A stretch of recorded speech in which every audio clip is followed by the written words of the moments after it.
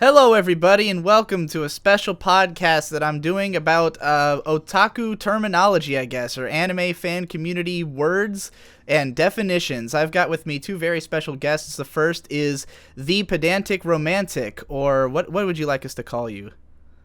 Lachlan's fine. All right, we'll refer to you as Lachlan. You'll find him as Lachlan Still in the comments, or as the pedantic romantic anime YouTuber who's doing some great analytical content, sort of a new up-and-comer. And we also have here Pause and Select, who I guess we'll be calling Joe. Yep, that works. And he's also an analytical YouTuber, very academic in his approach to anime conversation, brings in interviews with some pretty famous anime academics lately, right? I would say. Yeah, you had Thomas Lamar on just a week or so ago, right? Yeah, famous in the context of academics, I would say. Yeah. We're going to be talking about terms in the anime community and anime fandom that are maybe somewhat confusing, some confusing for newcomers, and some confusing for people even people who've been around forever. Some of these words have gotten so out there that I don't even really know what they mean anymore. And the first one I want to talk about, which I just made a whole vlog about, is the word moe. As I understand it, you guys have both read a book called The Moe Manifesto. Yeah? Yep. Would one of you like to describe what that book's about? Because it's sort of an interesting take on trying to define this word. I assume Joe's the expert on it, so he can go ahead. So the Moe Manifesto is essentially a book that's been compiled by Patrick Galbraith of Duke University. And it's a very fascinating book because it's essentially a book that's trying to reach out to a lay audience. Now, Galbraith's work is really interesting because most of his work focuses on moe reading habits and lolicon. So it's all about sort of this idea of otaku sexuality, but it's in this negotiated Western Eastern space where he's trying to mix them both. For the Moe Manifesto specifically, it's a book that every chapter is a particular specialist or someone who works in the general large field of anime and manga that essentially gets at the critical idea of what is moe. And they all have very different answers as to what moe is, and it really depends on the person they're talking about. So it's not a book that's essentially saying this is what moe is and what it's not. These are what they think moe is. And so you can get at some really interesting ideas that come about it. It's not meant to be a book that gives you a definitive answer. It's more so a book that really shows how complex the word really is. Yeah, and that's what I find the most fascinating is that even at best, at the academic level, at the level of like interviewing everyone, taking all the opinions and trying to get to the heart of it, the heart of moe is that it means something totally different to almost everybody. That being said, he does lay out a sort of definition as best you can for it in the intro. So he describes it as an affectionate response to fictional characters with three key features. It's a response to something that is done. It's situated in the people responding to those characters. It's not inherent in the characters themselves, which sort of gets at that subjectivity of it. Right. And then the response is triggered by fictional characters. Yeah. Yeah, I think those are all fair qualifications, but probably not ones understood by a lot of people who use the word moe, which is like what I find fascinating about it. Like, I made this video basically saying everyone has different meanings for moe, so how useful is this term? And a lot of comments on my video were people explaining what they think moe means and saying, doesn't everyone understand it to mean this? And then I go, well, if you look 2 comments down, you'll find another guy who thinks everyone understands it to mean something else, you know? It just, like, I mean, yeah, those definitions are what I thought was classically what moe was. Like, back in the mid-2000s, I don't know, how long have you guys been a part of the anime community and hearing these kinds of terms? I want to know. Part of the anime community. I've only really been part of the community since 2014, 2015, I would say. I've been watching it since around 2011, but really only since I got onto YouTube in 2013 and 2014, and just arguing in comment sections incessantly, have I been interacting with the community at large. So, given that both of you are more new to the community, I'd be curious to know, like, what was your first exposure to the word moe? Like, what was the first context you heard it in, or the first way that you understood it? Starting with Joe.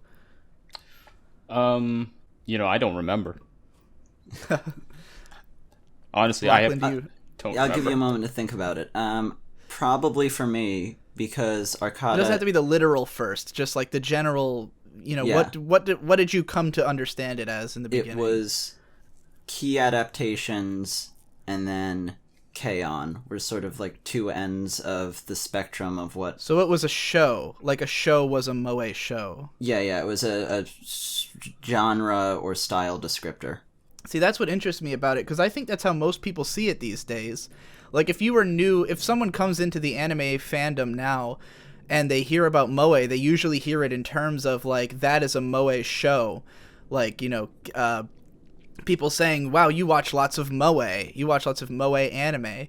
Whereas, like, back when I first started hearing it in, like, 2006 was about when I got into the kind of fandom that would use the term moe, which was mostly people who were sort of like a bridge between the Japanese and American fandoms. Because I feel like there's the Japanese fandom, there's the Western fandom, and then there's this, like, interstice of the people who are, like...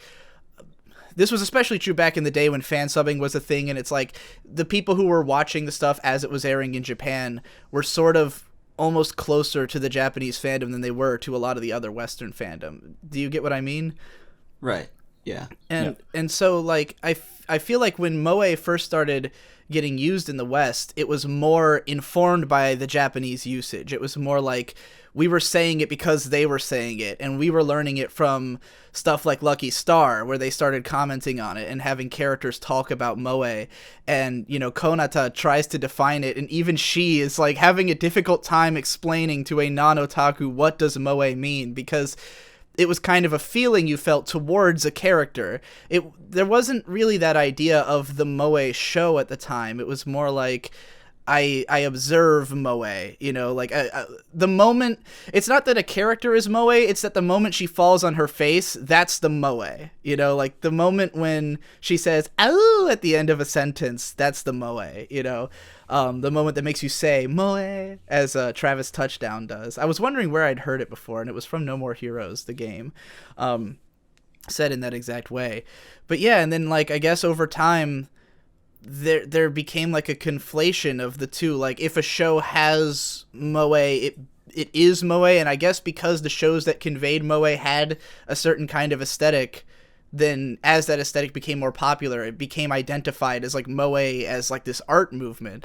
And I'm curious, like, in, like, the Moe Manifesto and in Japan in general, or in your academic research, Joe, how do they usually present moe? Like, is it ever taken as an art style in the way that Westerners seem to understand it? Well, it does.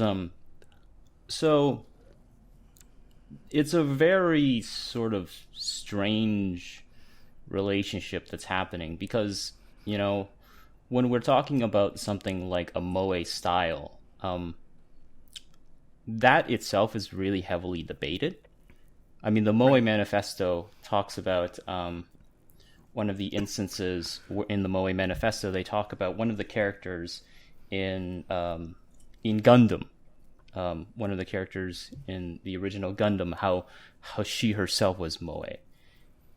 Would it be Char's sister, or who was it? It might be. I don't remember. Lachlan might be able to check it up while I'm rambling like a lunatic here. Yeah. But so when we talk about so there does definitely seem to be some sort of vague constructed style that seems to at least attempt to elicit the feeling of moe. Yeah, that I can definitely agree with, and I think that one of my problems with the way moe is used is that it's so often used by people who couldn't recognize that style, who are lumping it in with other stuff that kind of looks similar, if you get what I mean. Like, like someone pointed out to me that in Shirobako they say they're making a moe style anime, you know, and I totally get that, because when I think moe, I don't think of a genre. I don't think of it being like either cute girls doing cute things or like a romance. So it's more like we're going for this atmosphere of moe. And when you look at like the shows like Girls und Panzer and Saki, like what they have in common is the moe, whereas they're not really the same genre.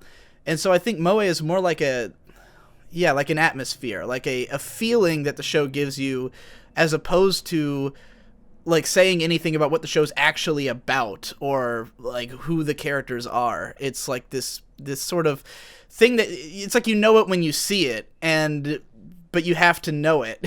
You know what I mean? I don't know if that's confusing or too vague. No, that makes sense. I mean, there's got to be this sort of moment where it is trying to elicit or at least capture this feeling of moe. I think it still very much is I still think it very much is sort of the moe feeling, you know, the burning or the bursting, or however you want to take a look at it, you know, this feeling of moe. But the art styles that we are seeing are definitely trying to elicit this particular feeling that we're having. I think one of the things that sort of get latched onto that's really important for this discussion is this more of a quote-unquote moe age than previous ages? Because I think that's sort of one of the things that people, when they sort of respond... I do think that's an interesting question, because when I look at like a lot of older writing about anime, I haven't read a whole ton of it, but when I see magazine articles and stuff from the 80s talking about like something like, I remember seeing a ranked list of the best lollies in anime from like 1988, and it's like Nazca is at the top of the list. Yep. You know, like this is considered Lolita. This is considered moe at the time, because when you think about what feelings Nazca elicits, it's not very different from what is elicited by these so-called moe shows. You know, it's not really so much that the art necessitates that, as that like it's just how the character is, and I think so many of these moe artists are following from that place where Nazca's kind of the mysterious girl who's extremely kind-hearted, who's like basically a goddess in the context of the series. Like everyone kind of worships her the way that an otaku worships their moe goddess, you know? And it makes me think, well, is that any different just because the art's different and it comes from visionary director Hayao Miyazaki, man who was who had a waifu himself in, what was it, Hakujaden? Is that the film that his waifu comes from? Yep, Legend of the White Serpent, yeah. Yeah, for anybody who doesn't know this story, there's an interview where Hayao Miyazaki mentions having gone to see Hakujaden over and over again because the main girl in the movie was like a girlfriend to him at a time when he didn't have a girlfriend, which is literally describing a waifu. And this is the same man who everyone thinks is decrying the current state of the anime industry because it's too moe or something. On the subject of Mobile Suit Gundam, it's brought up fairly often throughout Moe Manifesto, and they reference Tomino's approach to crafting characters towards more nuanced character writing, and that creating the sort of investment that does evoke Moe. And so it's sort of the advancement of anime storytelling that was important to the rise of Moe. I would definitely say, I know, because people talk about Gundam here and there, but if you look at like Double Zeta, which is one of the less popular Gundam shows because it's really bad, but that show feels like a fucking moe like rom-com show. Like I watched an episode of it and it feels like Ranma at times or something. Like, I mean, in Ranma, I think feeds into a lot of what modern rom-coms are. Like a lot of it feels like Rumiko Takahashi work. I think she informed a lot of the style of these modern shows, but like Yeah, if you look at Double Zeta, the character Puru, which is just this lolly girl who's like who basically exists to be a cute lolly, and she's got like a bunch of clones that they're all fighting each other, and it's really stupid and ridiculous, and it's like nothing's changed. When you watch that show, you really feel, oh wow, this is every bit as dumb as what people are complaining about today, you know. And this was Tomino in the late '80s. Yeah, and in the original Mobile Suit Gundam, specifically, there's a scene with Sayla, who is Char's younger sister, and where she's naked in the she's bath. in the shower, Yep. And that was supposed to just be, classic cinematic moment of characterization for her introspection, but you had people snapping pictures of that scene in the theaters, shocking Tomino with that behavior. Yeah, I mean, if you look at, like, I think it's funny to me to think of like Lin Minmay from Macross as like an early example of like constructing that moe on purpose, because of the fact that I believe she has an entourage of 3 characters who follow her around, and their names are Bokuha, Roriko, Nda. Those are the 3 characters. I am a lolicon is what that translates to in English. So yeah, it's that whole idea of like lolly and worshiping these idols has always been kind of integral to anime. So yeah, I don't think that we're in like a moe age now. It's just like an art style shift, and I don't even think the art style shift, like, I don't think what they were going for is any different from like the works of Haruhiko Mikimoto as a character designer, or Kenichi Sonoda, who were both very popular designers, you know, in the late 80s, early 90s. Sonoda did Lachlan, your fucking avatar. What's Otaku no Video, Right. and Gunsmith Cats, and he didn't do Gunbuster, but he did another one. Mikimoto from was Gainax. Gunbuster. Yeah, Mikimoto did Gunbuster, Macross, and these guys are like Mikimoto's still around drawing what's her name from Mume, fucking, one of the most Mume, like the endearing- hottest, yeah, like the most moe character of last year is drawn by this retro guy who's character designer. yeah, exactly. And I don't think they were ever going for something particularly different. The goal was always, let's draw a really cute girl. And I just think that when we got into this digital age of animation, like, the way that you can do that changed, you know, like, I think it's almost more of a change in technologies than a change in intentions. Like, I look at a show, I'm just looking around my room as I tend to do when I'm looking for examples, like Gakko Gurashi, where you've got like the super thin girls with like gradient hair colors and stuff like that. And I really think that that's just a lot easier to draw with digital animation than it would have been back in the day. Like, it's easier to create these pencil thin outlines and these gradient hairs and stuff like that you just couldn't quite do with pen and paper animation. And it's like the technology is now allowing us to draw characters like this, not so much that we wouldn't have 30 years ago, you know. Yeah, I mean, certainly digital coloring over something like cell animation will have that softer look to it. Yeah.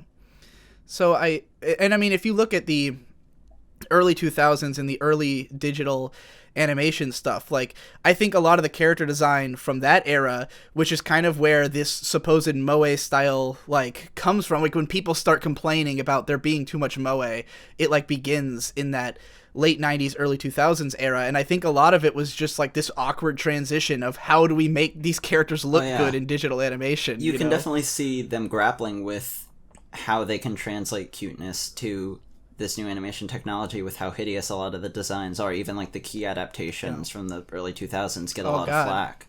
Yeah, the 2002 version of Canon where the mouths are like fucking jettisoned up into their eyeballs and stuff, and that's where the Ugu Am I Kawaii screenshot comes from, though I think that's doctored. But yeah, I'm sure everybody knows this meme I'm referring to. I don't know, is this meme too old? Is the Ugu Am I Kawaii meme too old? I know that one, at least. But yeah, I think that like moe was always kind of the same. It's just that the word came into existence at a point. You know, like when this was reaching a fever pitch. Like I don't think the feeling of moe is any different from what people felt towards minmay in the 80s. But they gave it a name in the 90s, you know, and then people ran with that name so far that it feels like it became weird and diluted, and now no one uses it that way anymore. That's just how it seems to me. I don't know if it's like this in Japan, and that's kind of why I wanted to talk to you guys. Like, how long ago was the Moe Manifesto published, and do you think that the word is still used that way? Like, that people still describe themselves as feeling moe towards things today in Japan?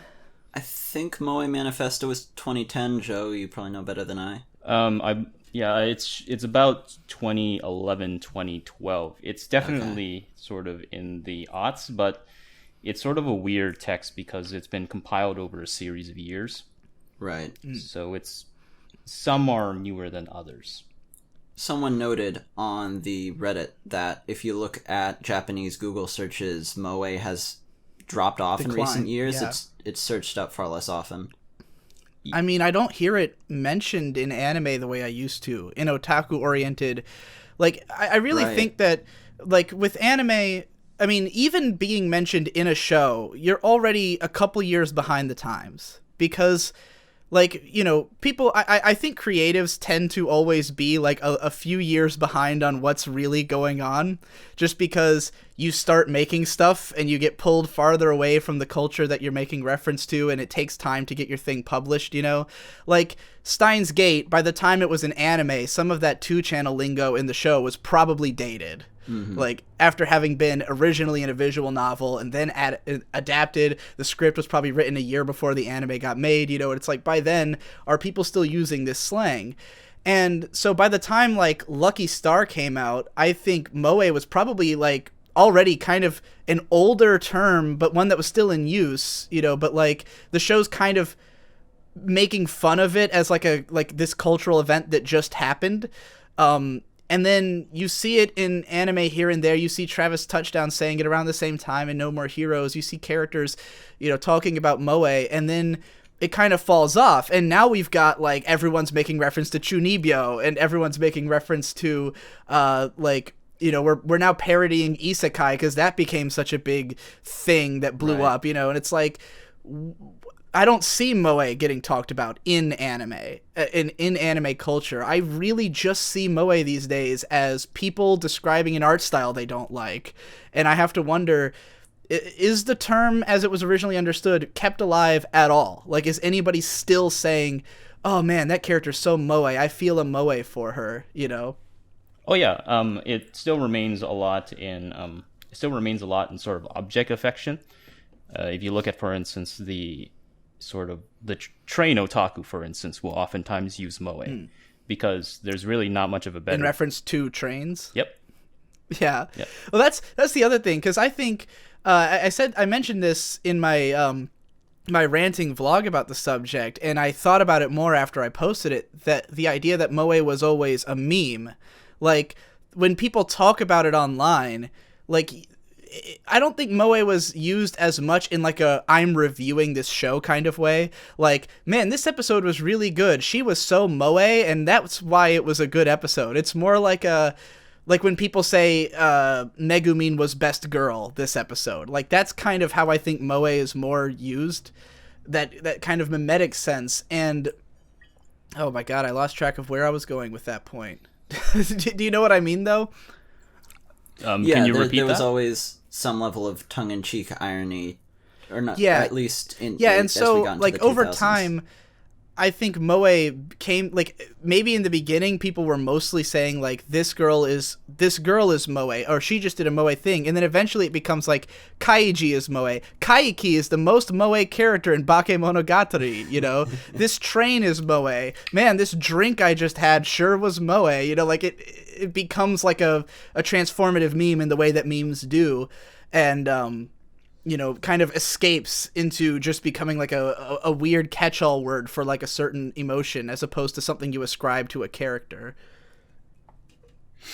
Well, I think you do train otaku maybe a bit of a disservice there, because what they're getting at is characters. the sort of the intangible character of the train, right? Like specific trains, maybe it's got a weaker engine, but I guess I forgot that trains are like, yeah, trains kind of can be characters because they're all individual, right? Like to my mind, a train is a train, you know, but I'm sure to a train otaku that would have them shaking their fist.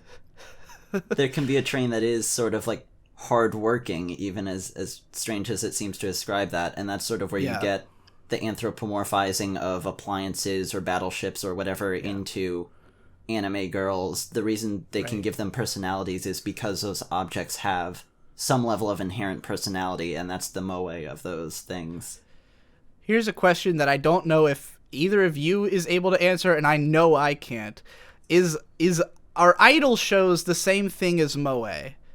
Like, is what idol fans feel towards idols moe, or is it just like a totally different thing? Because I don't understand idol shit at all. Has there been research done on idols, like, specifically as like its own phenomenon? I mean idol anime, like Love Live and Idol Master, not like real life idols. Oh, idol anime. I don't watch a lot of idol shows, so I can't really provide much insight on that. Joe, do you actually do academic research yourself? Because if so, I propose idol anime. Get in there. I need to know. You want me to change my doctoral dissertation to idols? What is it right now? I'm researching how democratic media portray authoritarian institutions. So in the context of Japan, how Japan reframes its imperialistic Japanese hyper-nationalistic history in a democratic media environment. So you watching a lot of Gate and stuff like that? Well, I mean, I've watched a lot of Gate and get angry at it, but yeah. Yeah, that's interesting, but you should do idols. Okay. I'll keep that in mind. I'll pitch it to my supervisor and see what he thinks. I say this simply because idol anime, I follow certain people who are into it, and it's very much like its own subculture. Like it's almost distant from the rest of anime, kind of in the same way that maybe like Toho or Kankole is, except that it's not even engaged the same way as other anime. Like there's so much of the eventer stuff and like purchasing just unbelievably massive amounts of shit, which I guess is an otaku thing in general, but like there's this anime blogger I've been following for like 10 years called Omo Ikane, and like back in the day he was just an anime blogger, but in the last 4 years he turned into an idol guy and eventer. And I mean, granted, his writing style is pretty obtuse in the first place, but I literally don't understand anything he says anymore. Like, he makes posts about idol stuff, and it just blows my mind. And I'm like, what is this culture surrounding Love Live and Idol Master? And is it moe, or is it just a totally other thing that's sprung up that has nothing to do with it? We need Kentaro Miura to write an autobiographical manga just explaining the appeal. I don't know if he's into Love Live, but I would be interested to know. In regards to idols, I haven't read any of his work on idols, but if I'm recalling correctly, Miyadai Shinji has written about idols because he focuses a lot on Japanese subcultures.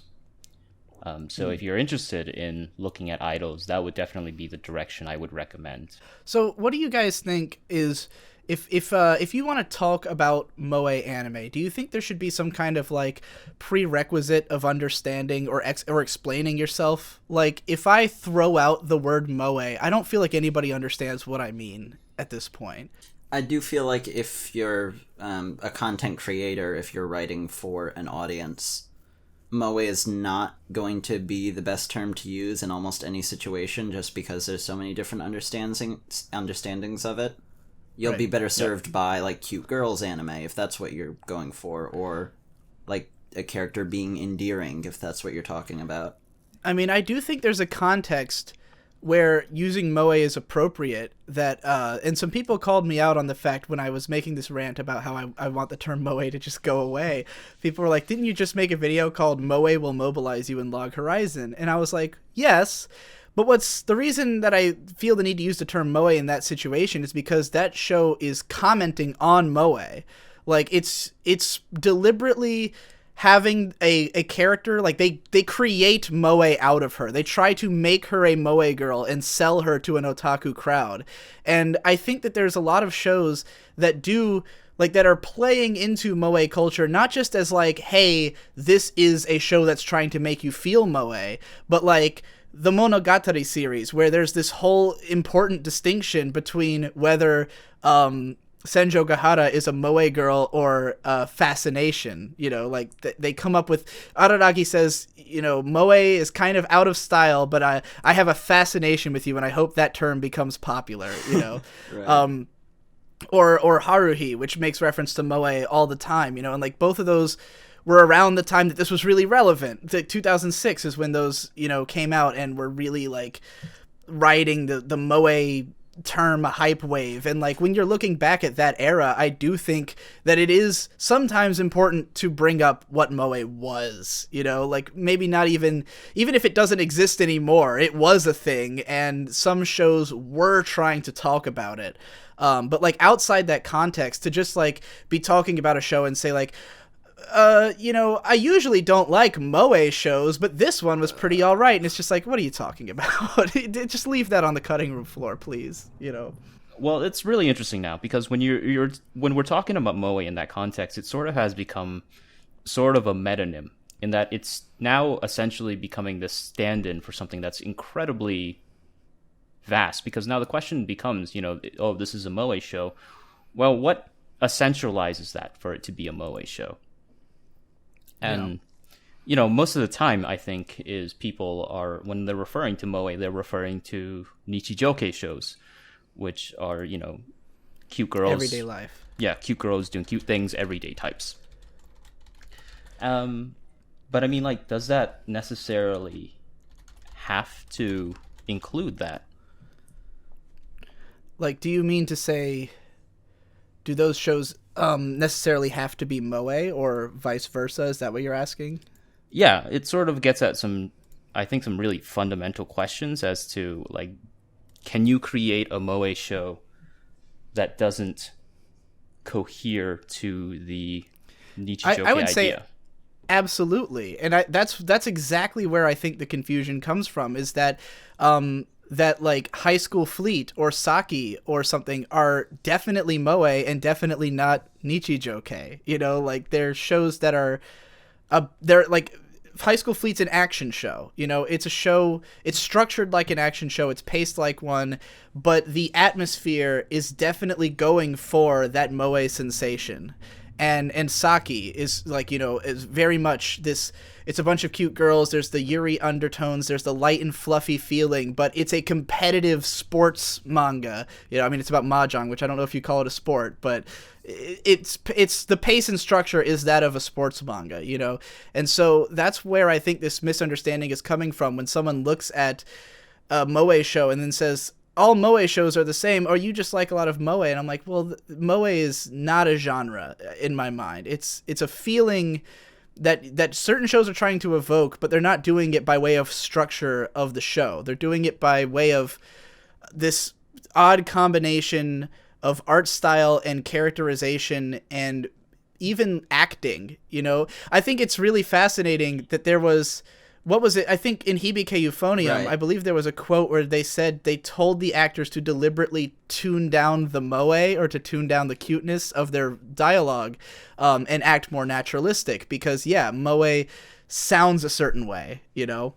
Even when Hibike, like, from the aesthetic alone, is ostensibly what would fall under a moe series. Yeah, and I don't think, like, especially as of season 2, I really can't call it a moe show. Like, and that's why I think it's so dangerous to try to conflate the art style with moe itself, because I do think there's shows that are using this cute girls art style and are not trying to evoke that same feeling that those other works were, you know?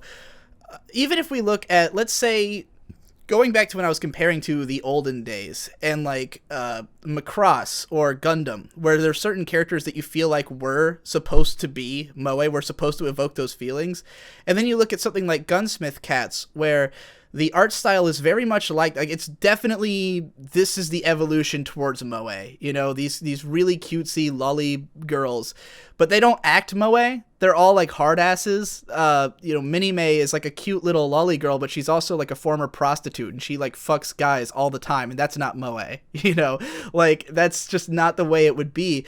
But then you have shows like Girlish Number, which like is sort of maybe a little moe, but the girls are all really cynical and they're assholes and they get drunk, and you know, granted none of them has a sex life. To me, that like having a sex life precludes something from being moe. I think like any acknowledgement that these girls would ever have sex is like, this is no longer moe, even though there's shows with the same art style doing that.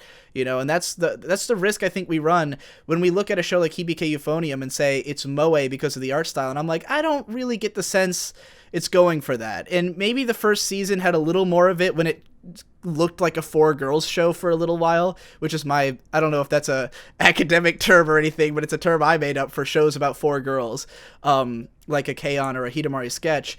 And like Hibike Euphonium kind of wears the costume of one, and it's like OP, and in its first few episodes, and then that pretense is just totally gone by the time you're halfway through the show, and it's entirely gone by season 2. And I really had to think, who would consider this moe, you know? I think you get at a key point when you bring up anime like Gunsmith Cats and Girlish Number, because the cynicism of something like Girlish Number isn't traditionally moe, but there's a moe to that cynicism specifically because it sort of breaks a mold. It's endearingly novel, and that gets at moe as this subjective experience of just being endeared to a character. That's an interesting way of putting it. I guess I guess you could say that what I have for Chitose is a sort of moe because I want a cynical older character so Right. badly, you know, You like identify with that cynicism. it's moe for people who are sick of moe, or moe for people who used to be into moe, but now we're just too old to take it anymore. Well, that sort of gets into sort of like there's an additional question in that, Lachlan, which is, so Digi, if you met her in real life and that was her behavior, would you still feel that sort of attraction to her? If she was as beautiful as she is in the show, then yes. Okay, fair enough. But yeah, that is really interesting, the delineation of 2D and 3D spaces, and Yeah. what types of attraction are limited. There was a lot of debate back in the late 2000s on whether it was whether moe could exist in the 3D space, which there's a classic, I don't remember what anime had it, but there's a character who screams like moe can't exist in 3D in a show. And then also whether or not it's massively insulting to refer to a 3D woman as moe, because to a lot of people moe inherently means like something vapid or two-dimensional or like pandering to otaku, and so to describe a real-life person as moe flies in the face of that. But I think if you're looking at moe as a feeling, and especially I think it can easily be felt towards a persona, like maybe Right. not like It's I mean towards plenty a of character. yeah, I mean, like an idol, when you look at an idol on stage, that is not a person, that's a persona they're playing. Or like if you look at, let's say, YouTuber Endless Jess, you know, like you're not seeing the person, you're seeing the character that he portrays on screen. I didn't use myself as an example because I am basically the exact same person on video and off. But like, yeah, you know, you can feel moe towards that persona because it is a character in the same sense that a two-dimensional character is, I think. So I do think moe could exist in 3D, but maybe not towards an actual human. You actually get a really important point here, which is that the feelings of moe being separated from sort of the physical object in which that moe surrounds, because, you know, that's the entire idea of sort of both referenced in the Moe Manifesto, the idea of the maid, as well as the idea of the little sister. You know, the concept that if you have a little sister, you're probably not a real little sister. You're probably not going to really enjoy that company in a moe lens. Right. And this is sort of a byproduct of how sexuality is really understood as a result of Saito Tamaki's work in Beautiful Fighting Girl, which is that the otaku, and this is the lens that you're using here, this is a very otaku lens, which is that there is a separation between sort of a real-world sexuality versus a virtual sexuality. Yeah. And I think that distinction is very important. It's incredibly important. Speaking as a world-class lolicon, it's extremely important. I mean, I also, while I'm not academically read on these subjects, I used to write a lot about otaku sexuality and stuff like that, where I do think you're more, it's like being attracted to a trope or a concept as opposed to like an actual thing. You know, like the little sister. A little sister who you're in love with is just like not even in the realm of reality. It's just an idea, and the idea, I don't even think it's really tied to like being a sister. It's more like what that represents, like the idea of someone who's been next to you your whole life and you have a deeper connection with, who looks up to you, like, you know. Like, I totally get that. I would probably, if I had a sister, I would probably just hate her or something. You know, we'd probably have, or just, you've seen, like, when you see a real person that you've, like, grown up with, like, you know, there's a whole different feeling. It's like being in love with your mom. Like, I've always known my mom. How could I find her attractive? I've seen her since I was a baby, you know? Like, a real sister is nothing like this weird concept that it is in anime porn, you know. Sure. So if anyone else wants to say anything more on the subject, did I just like creep everybody out so badly that nobody could say anything? If anyone else wants to say anything more about moe, we can move on to another term here. Yeah, what's next on your list? I didn't prepare. Oh, okay. Well, here's a question. What do you guys think about the term otaku as it's understood today? Because the reason why I want to mention this, because Daisuke Watanabe actually wrote a really interesting article about Kimi no Nawa, Makoto Shinkai's latest film.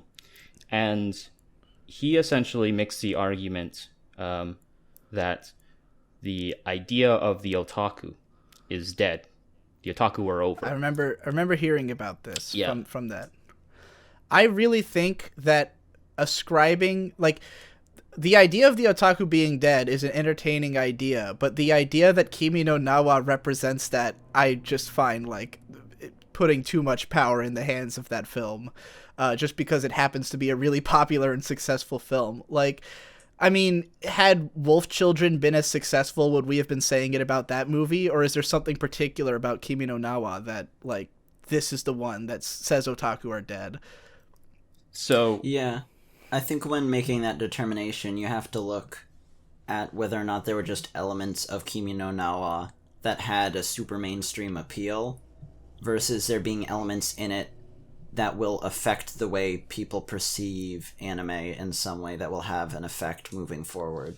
Are you guys familiar with Kimi no Nawa's relationship to Fukushima? To a degree, yes. Not much.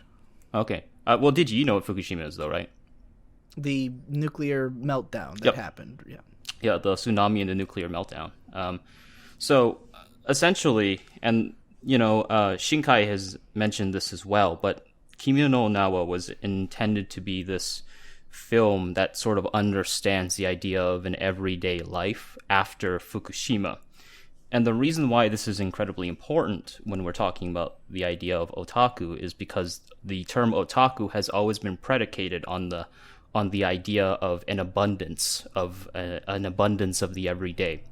There is a particular quote by Kentaro Takekuma, who he says that the ultimate symbol the ultimate symbol of the otaku is the convenience store, because it's open 24/7. You can get everything you need from it. You can do everything you need from it. Totally agreed. That is the ultimate otaku symbol. It signifies the affluent Japanese life that is needed to live the otaku lifestyle.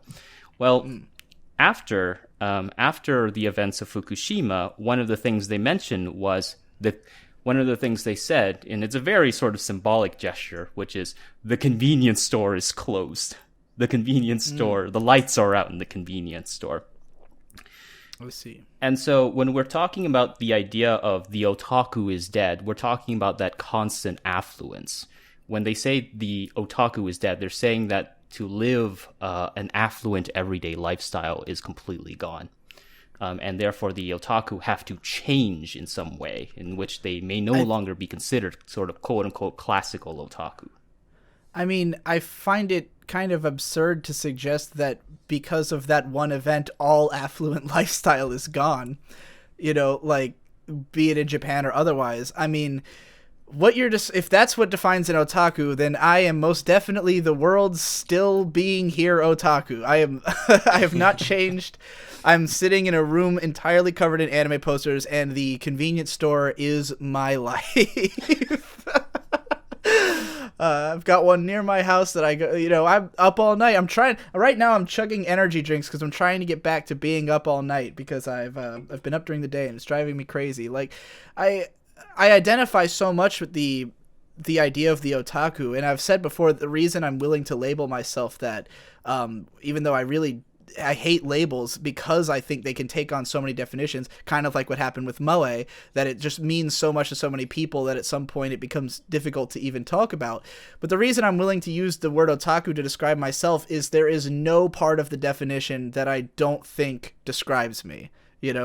Like, whatever connotation it has, that you're creepy, that you spend too much time at the convenience store, never leave your room, socially awkward, obsessive, unclean, badly dressed, all of it. There's nothing you could say about otaku that wouldn't describe me. And so I think, like, as long as people like me are around, you can't say otaku's dead. It might have moved. Maybe it's not where it originally was. But, like, the convenience store may have been closed in Fukushima, but it was probably open in Tokyo. So, the otaku are still there. Some otaku are dead, maybe, Wow, that's weirdly dark. Well, I mean, so I think you're taking this a little literally. Yeah, I tend to do something like that. The idea is simply that, the understanding of the otaku, and this is actually really important when you consider that the people who are saying the otaku is dead, the age of the otaku is over, these people are Azuma Hiroki, they are Toshio Okada, there are Kaiichiro Morikawa. They are they come from a very specific time, and they have a very, very specific idea of the otaku. That's what gets to me about it is, like, whenever Toshio Okada comments on otaku, I have to wonder, is that guy still an otaku? Like, is it that his construct of it is dying, or is the term evolving? Does it mean something different from what it meant when he was into it, and, like, therefore maybe his idea of the otaku is dead, but some other idea lives on? I'm not sure, but, like, maybe this is just from where I'm standing, but, like, I feel like the way I'm acting now is the same way otaku acted then, and I don't know if the meaning has changed too much. I mean, I'm still sitting here watching Otaku no Video and thinking that's about me, and right. He wrote the damn thing, so I don't know. Well, there's a lot of sort of change. There's a lot of change now in that there's this growth. Well, I don't know. I'm really uneasy about saying growth because that assumes that there's this sort of zero state, but right. Wow, you know what? I'll just say it. So there's this growth of this other identity, which are often called denpa, the airheads, which is why when you look at a show like, Denpa Kyoshi, we might look at it and say, why is this person not an otaku? What is Denpa Kyoshi about? I have not watched it. I have not heard this denpa term, so I would. They essentially just mean airheads. They're people who are somewhat disconnected. Are you watching Chaos Child? Or have you watched Chaos Head? I've seen the first episode of Chaos Head. That's sort of a little bit more of an extreme rendition of the Denpa. When we're talking about the idea that the otaku age is over, or the otaku are dead, as dramatic as that claim is, there is sort of a new lineage that is emerging in studies when we're seeing it. So is the Denpa the new lineage? I don't know. I haven't really read that much up on Denpa. Most of it's in Japanese. That's the hardest thing about this entire job that all of us are trying to do here, is that most of it's in Japanese, and we are all too lazy to learn it. Or you're probably too busy. I'm too lazy. I'm trying to learn it, but there's a difference. There's a difference between like knowing very basic, very basic Japanese and learning it, and then just trying to read like a 300-page book written by a Japanese academic. It's nonsense. I've been, air quotes, trying to learn it for about 11 years now. And I've made very little progress since high school, which I am disturbed by how long I've been out of. Yeah, it is difficult. But that's kind of why... that's a big part of why I think all these terms and stuff get so confusing, is that there is this disconnect between the Western and Japanese anime fandoms. And again, because I think, as I described much earlier in this, that there's like a sort of subset of the Western anime fandom that's like sitting closer to the Japanese one. And it's kind of like, what's it called? Alpha consumers? Is that the word for people who like are the first adapters of new technology? Like the people who had Blu-rays before anyone else. That's the kind of thing I'm referring to. Like, there's this sort of alpha consumer otaku who's like, following the trends in Japan, talking on 2channel and bringing information back. The guys who can read both languages and are indoctrinating all of us with these terms. And then there's such a huge ocean between those people and like guy who just saw Sword Art Online on Adult Swim and started posting on anime forums, and yet they're all on the same forum. They're all on YouTube. They're all watching my videos, and like I'm trying to account for what does moe mean to 10 years anime fan who watches stuff raw, and what does it mean to guy who just came from Adult Swim, and like that huge ocean of dissonance, I think, is where like why all these terms are so confusing, and why like we kind of need some level of like catching people up, or else we have to sort of somewhere along the line you gotta like cut the rope and abandon a term like moe, where like I can't possibly explain it in every single video that I make. I'd rather just try not to use it, yeah. So I feel like I've gotten us off topic, or maybe we all did. I've been chugging energy drinks this whole time, and I'm just like all over the place. But I want to get back to that whole death of otaku thing, and especially revolving around Kimi no Na wa, because I do find it interesting to think about the idea that like that otaku could be dying because like, or that anime is so mainstream now, and that maybe the connection between otaku and the mainstream is going stronger, that like I really think there was a time when otaku was, just a hardline insult, where it meant like you're creepy, and like the people who were using it in like in the otaku no video sense of like a badge of honor were like proudly saying, I am not a part of the mainstream. I am just like, I am my own guy. I'm totally fuck society, is like kind of what it meant to call yourself an otaku at a time. And in the same way that like calling yourself a nerd is not even an insult anymore, nor really does it mean anything anymore, I think with otaku, like there's sort of a bridge between guys like me and the mainstream where they get where I'm coming from, and it's not so weird to be one. Do you think that in any way like kills what an otaku is, or does it just change it? Or does it mean something different if like normal people like have heard of a guy like me?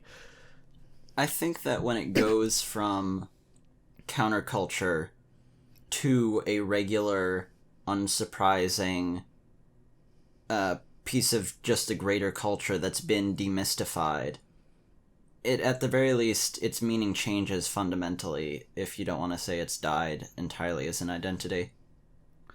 Right, because, like, I mean, it's not like it's just normal. Like, no one would come into my room and look around and say, this is fine, you know, like... It's still like an identifiable classification of person, but I don't think it's the same thing as, like, you don't even belong in society. It's like, this is just a social group, kind of. Mm-hmm. Like, maybe, whereas otaku used to mean, like, I am outright rejected by the society surrounding me. Now it more means, like, I'm just a different kind of person, but everyone knows what that person is. Like, everyone knows what an otaku is. It's not... you know, people aren't going around suspecting us all of being serial killers. Right. They're still suspecting us all of being pedophiles, but, you know, so the battle's not completely over, but... It hasn't been entirely normalized yet, yeah. Which is, I think, the path it's on. Well, God, I hope so. I hope we're on the path to that, but it's always hard to say, because who knows which way the tide will swing in the cultural battle, you know? I think a term that's interesting to bring up if we want to move the focus back towards Western fandom is Sakuga, because I think that's one that an interesting one. In many ways has sort of worked out, at least so far. Like, everyone generally understands what you're getting at, and there's not too many issues with it. How is... Because I know that Sakuga, in terms of actual animation, does not mean the same thing as great animation. Like, Sakuga just means drawings, right? Yeah, right. It just means drawing picture. But do the Japanese fandom not also refer to, like, expressive animation as Sakuga? So I haven't come across any research material that essentially says that there is this community of people who say this is Sakuga outside of a community that already knows what Sakuga is, if that makes any sense. Right. It's still very much a closed term. That said, the practice of looking at very specific cuts, knowing who makes them, knowing how they play with each other across different texts, that has been a product in sort of in otaku since the late 80s, early 90s. Right. I mean, you can even see in, like, Blue Blazes, the show about the whole history of Gainax, like, there's multiple scenes of the main characters, like Hideaki Anno watching Mazinger and, like, fangasming over a specific animation cut by Kaneda or something, and being like, oh, this, you can tell it's a Kaneda cut because of this and this, and it's like, yeah, this is the exact same thing. Right. It's still going on. The reason it took on the implication of being high-quality animation is mostly just that a Sakuga fan, an animation fan, is someone who's going to primarily be fangasming over those impressive pieces of animation. Which it even seems like the Sakuga community in the West is trying to get away from that, it seems like. Like, if you go on Sakuga Boru now, it's not just the most impressive shots. It's like anything that they have a name. Like, any shot that they know who the animator is up there. It's not always something that's, like, gonna blow your mind to shit, you know? Like, sometimes it's just... Yeah, this is just a piece of Sakuga, which just means a piece of drawings. I'm just wondering, do they call it that in Japan? Because I thought Sakuga Wiki was Japanese run. Like, I've seen it on 2chan, so I'm pretty sure they do. But I just haven't seen any research material that looks at it as Sakuga. I've seen them talk about it, right, but I've never actually seen research material as Sakuga. But of course, did you have a large enough sub base that I'm pretty sure someone in the comments will say, well, this person has, so possibly. Yeah, I just, the first introduction I had to the word was in, like, probably 2009 or 10, where there was a blog who had translated a large part of Sakuga Wiki, which was just, you know, like an entirely in Japanese wiki about animators. And there was, like, a list of like what they considered Sakuga shows, like, you know, shows that had a lot of exemplary animation or films with that, and it was just a huge list of it, which I have bookmarked just because I intended to watch all of them at some point. And so that was my first introduction to the term, was like straight from Japan, so I just kind of assumed that they were also calling it that, and then we just kind of adopted it. But it seems like some people, I guess because of the fact that in animation terms it doesn't mean nice animation, then some people think, well, then that means we're using it wrong. But it seems like it's universal that this is a slang for good animation. Yeah, and even Sakugaboru, I believe, from what I've seen, they moderate and they have some level of quality standards. So a clip that isn't too impressive, you'll have some people in the comments, oh, you know, I wonder if this will get taken down, and someone will point out, well, no, the way her hair flutters in the wind at this point is kind of so there is debate over the quality standards. Yeah, that's kind of funny. And then if it's by an animator who's noteworthy, even if it isn't particularly impressive, it's just relevant on account of that. But I think Sakuga has made its way into the West without too many issues, just because of the simplicity of it. You can just say great animation, Sakuga, and then move on, and everyone kind of gets what you're talking about. I mean, even Giguk, right? Just throw a Yutaka Nakamura clip on screen, he'll bring it up, and then people will understand what he's saying. Right. Yeah. I mean, to me, like, I love that Sakuga's becoming a thing because it gives us a way to point at good animation and, like, call it something other than good animation, because of the fact that I think when you say this show has great animation, people are just thinking you mean it's a good-looking show. Yeah. Like, it doesn't have that extra weight of, like, I am specifically referring to the drawings in this clip. You know, I'm referring to the way that the animator moved the character here with these drawings, not just the overall, the show has good... It's kind of like when people say, this anime has good graphics. Like, you know, it's... Decades of poorly informed discussion about anime, of mediocre reviews of anime, have kind of polluted the term good animation and taken away any meaning it could have, and Sakuga gives us that. Yeah. And that's why I'm always hesitant with all these terms, because on the one hand, there's like, I want to be more accessible and like kind of guide people in, and there's some words that I feel like we don't need to say it to get the point across. And so that's why, like, I recently had this video called There's No Reason to Say Hentai, because hentai is such a kind of, I mean, everyone kind of understands what it means. Like, most people, if you've heard of hentai, you know it as anime porn. Like, if you're in the West, you know that's what it is. Probably most Japanese people, if they heard an American say it, would know that's what we were talking about. But it's also, like, in Japan more referred to as, like, ero. And so it's like, why don't we adopt that? Or why don't we, you know, like, why even have this term that's confusing when we could just say porn and everyone gets it? Where, like, I don't think there's any specific advantage we get from referring to anime as hentai as opposed to as anime porn. And I mean, that one's not even a big deal because most people get it. And I don't think it's hard to explain. You just say hentai is anime porn, you know, but I do have to wonder with these terms, like, where is the cutoff point between, like, worth explaining and not worth explaining? Right. Do you get what I mean? Yeah, I do. Like isekai, where people are treating isekai now as, like, it's a word that's really, I mean, I know it's been around for a long time, but it's really coming into prominence in the last couple years. I know, Pause and Select, Joe, you've made some videos about... You've used the term isekai kind of extensively, haven't you? I've actually only said isekai once. Really? And that was in a video about Sekai-kei. Oh, well, that's a whole, I don't even know what that one means. What does that one mean? World types. Have you seen my Evangelion video? I don't think so. Okay.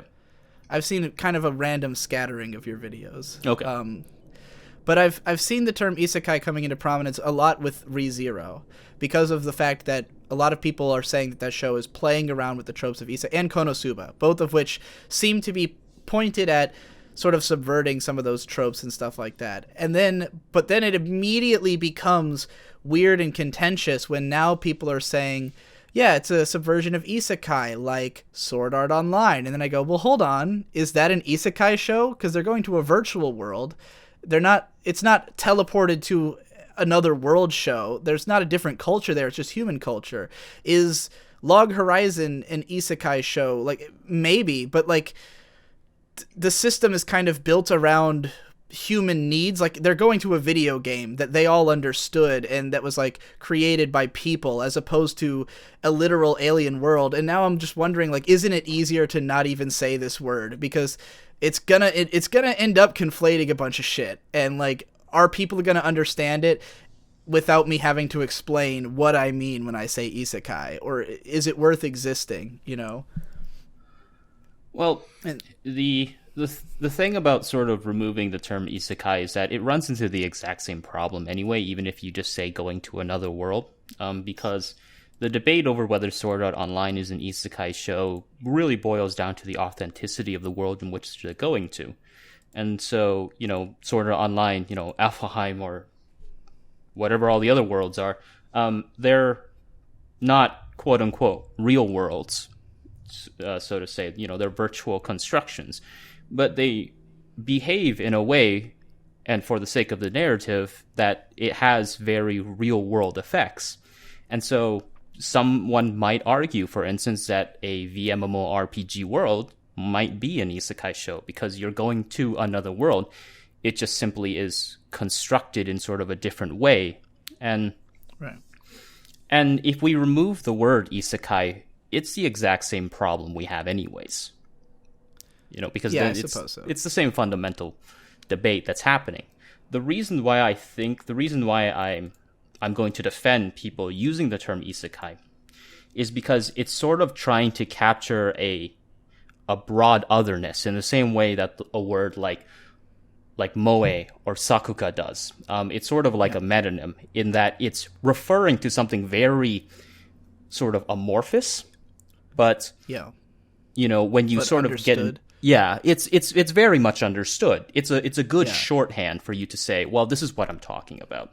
Yeah, I guess I can see it being helpful in the same way, like what I was describing with that there are shows that are like how Log Horizon is deliberately using moe, and I would also say it's deliberately using, you know, isekai, or like that trope of we're sending people to another world, but it's not just for the sake of the story, it's also a commentary on other stories that do that. And so I can see using isekai in that way, but and it just kind of runs into the same problem that moe does of, you know, when is it interesting to use this term, and when are we just blanketing shows into it so that we can say it's just another isekai show, which is a term I see bandied around on 4chan a lot. It's like, oh, it's just another isekai, and it's like, that's where I think we're getting into using these terms in an uninteresting and unhelpful way, you know? I think one of the things we have to remember when we're using terms like these is that they're very much laden in social expectations. When we say isekai, the reason why they go to another world is to escape their previous world. And so the moment when you use a term like isekai, there is a sort of very sort of broad floating marker that exists with that word that implies something about it that's important, which is why I have such a fascination with a term like sekaike, because sekaike is so heavily ingrained in sort of these broad floating markers that imply that whenever something is sekaike, or whenever it feels like sekaike, it's bringing in a baggage, because that's how language works. You know, words have a baggage in specific contexts. My concern is that when you remove the word isekai and then you say, you know, traveling to another world or sent to another world and so on and so forth, it removes a little bit of that baggage. It removes a little bit of that context. And so the problem here is that we don't really know what's being removed. Right. You know, it's sort of like moe. You know. Yeah. I mean, I totally agree with you, and this is something I'm concerned about a lot, and it's sort of a different ideology you and I have taken on our channels a lot, is that you tend to go for those very specific things and to like kind of use the term that has the loaded meaning, and then continue. And for me, it's difficult to use that word without then having to explain it, because I'm always kind of trying to get my audience up to speed, because so much of it, as I described earlier, that there's that huge ocean of difference between guy who's been watching anime for 10 years and watches it raw, and then guy who just came from Adult Swim, and both of them are equally likely to be watching my videos. And when I use a loaded word like isekai, I feel like I have to now unpack the whole thing. I have to give the whole history of this word. And so if you use it in a video and you're thinking, fuck the members of my audience who don't already know what this means, then, like, not to say that you're saying that, but, like, if you're saying, like, I'm going to use this word and hopefully my audience all gets it, then it's just a different set of expectations from, I don't expect my audience to know what this word means and I don't have time to explain it. So let's not open the can of worms that comes from using it and inviting this whole other world of discussion, which is why I find a lot of academic writing to be kind of impenetrable, because a lot of the times in a casual sentence, there's a word that you need to read another book to understand, and it's like you have to keep going down this rabbit hole of another word that has a year's worth of research to unpack behind it. And so at some point you're writing to an audience who has to have read all that to get where you're coming from, Yeah, that's a totally fair concern. Yeah. I think the main trouble, or at least from what I'm seeing and from my perspective, the main trouble that a lot of folks had with your videos on your After Dark channel was that you didn't, or as far as we could tell, you didn't carefully distinguish between, this is when I'm using it, this is how I'm going to be framing my argument, versus this is how it should be. Yeah, I will say that those After Dark videos are all unhinged drunken rants that that are not meant to be calls to action, which I think is a problem that is my fault. I don't distinguish very well between here's a thought I had while laying in bed at 3 a.m. and here's what I want everyone to do in their writing from now on. And I totally get why people were like, don't you use these terms all the time yourself? And I'm like, yeah, it's a thought experiment. It's not, like, I'm willing to be very hypocritical in my videos. It doesn't bother me to blatantly say a word that I just said should die because I felt like it in the moment I said it. But I do have to, like, with all my videos, there's this range of specificity where, and I know how it feels to be on the outside, because that blogger I mentioned before, Omoe Kane, his writing is so steeped in the language of, like, 2channel and idol fandom and just, like, all these terms that he doesn't explain. He just rattles them off, like all these inventor terms that I will read his writing and I try to parse it based on context clues, but sometimes it's just too much for me. And it's just like he's writing to a culture that I'm just not a part of, and therefore I don't understand that culture. And every time I read his posts, I'm just like, I don't get this idol thing, And I'm always concerned that people are going to watch one of my videos and go, I don't get this this otaku thing. Like, what the hell is this guy talking about, And I have felt that way sometimes watching a pause and select video. Like, I've had those moments of, like, I just legitimately don't get it. Like, I don't know what you're talking about because I haven't read any of these books that you're referencing, Well, I do have a book club. That's true. And I have invited you on before. Oh. The problem is I'd have to read. Yeah. God damn it. I can't read books with no pictures in them. I just spent $100 on manga today. I have to get through all that. Well, I'm someone who very much prefers to do my learning through, like, I like to talk about anime and manga like what I got out of it individually. Like, to me, studying anime is about watching anime. And I totally get having, like, more of a like more of an academic perspective, and I think it's interesting. I'm very glad that pause and select exists because it means it's something I don't have to do. Which I'm always, my favorite YouTube channels are anything that fulfills a niche that I would otherwise have to fulfill, and if I don't have to, I'm like, perfect. I never have to worry about writing academically about anime. Someone's doing it. If anyone wants that, they can go watch your channel. You know, like sometimes people will tell me like, why don't you write more academically, like pause and select? I'm like, because he's already there. Go watch him. You know. But yeah, like for me, it's more like, read 1,000 manga and then look at what it's doing to me and talk about that, which is why I call myself a gonzo journalist. Okay. But I don't remember how we got onto that topic at all. Are there any other otaku terms we should discuss? Lachlan, do you have any more that you think are confusing or interesting to talk about? Well, here's... Oh, please continue. Sorry. No, you go ahead. Oh, I was just going to say, well, here's a question. What is your definition of iyashike? I have always taken it as the sort of the soothing, the way that it's sort of Wikipedia defined, I guess. Like, I see it as these slow kind of plotting shows that are meant to almost take you to a different mind state. You know, like the stuff directed by Junichi Sato, like that he has this very distinctive style of like, this show is so fucking slow, you have to think differently to get into the mood for it. Do you know what I mean? Mm-hmm. Like if I try to watch a manchu, I can't just watch it the way I would a normal show. And that's kind of the distinction I have with iyashike, is like, you have to approach it differently from how you would approach, say, like Hidamari's Sketch, which is a relaxing and fun, cute show, but it's still by and large a comedy. It's still paced normally. Characters are having dialogue all the time and sharing jokes. Whereas in like an aria or something, or in a manchu, there might be 3 minutes of a character walking around whistling through town and just like pretty shots of gondolas and folk music playing. And like, that's iyashike to me. Okay. Yeah, that's a very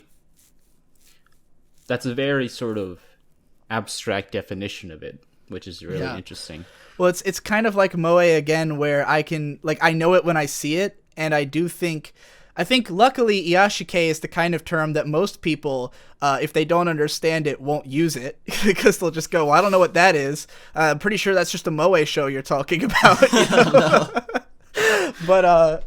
But I can look at two different shows that are both quote unquote slice of life, and to me there's a kind of clear distinction between which one is a comedy, which one's iyashike. Subsonic Sparkle had a great video about this. Yeah. His 4 different types of slice of life anime, which I thought was pretty on the mark and helpful. Like, there really are just like these different categories that, like, from the outside to people who don't care about the genre, it's all just slice of life cute girls shows. But like, there's definitely a hugely different tone between an iyashike show and like K-On! You know, like K-On! Is trying to be funny and like sweet and have these like dramatic arcs to it, and an iyashike show is just like putting you down in front of a nice picture and saying like, soothe yourself, you know.